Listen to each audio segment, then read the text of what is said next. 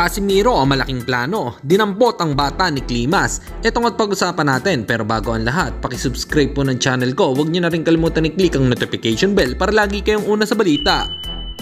Laban ang aasahan, balita sa mga pambato na isasalang, pasabog na video, lahat yan nandito. Nino Cruz TV ang iyong paborito. Pag-usapan nga po natin mga kaboxing, sa lumabas na video ay si Alexander Usyk ay pinigil ng pulisya sa paliparan ng Crack Row bago ang araw na siya ay nakatakdang pumunta ng London para sumabak sa laban ni Daniel Dubois at Anthony Joshua. Ang Ukrainian boxer ay namataan na inakay palayo ng mga naka-uniformeng lalaki habang nasa likod ang mga kamay nito.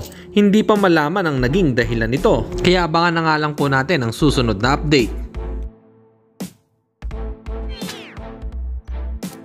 Samantalang hindi na matutuloy ang laban ni pambansang kamao Manny Pacquiao sa napabalitang posibleng makalaban nito na si Mario Barrios dahil may nakatakdang laban na si Barrios sa November 15 kontra ito kay Abel Ramos.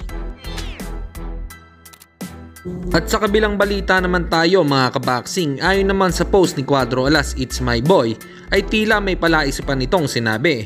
Sinabi kasi niya na naniniwala ako balang araw gagana lahat ng plano ko. At may video pa nga ito na masayang masaya na pabirong may pinakikitang mga magagandang sasakyan. Ito nga't panoodin natin. Sasakyan ko na hindi ko pwede pagmamayabang sa inyo dahil alam niyo na, hindi atin to. ito yung sasakyan ko guys, hindi ko pwede ipagmamayabang dahil sasakyan ko to, hindi ko pwede ipagmayabang dahil hindi sa atin.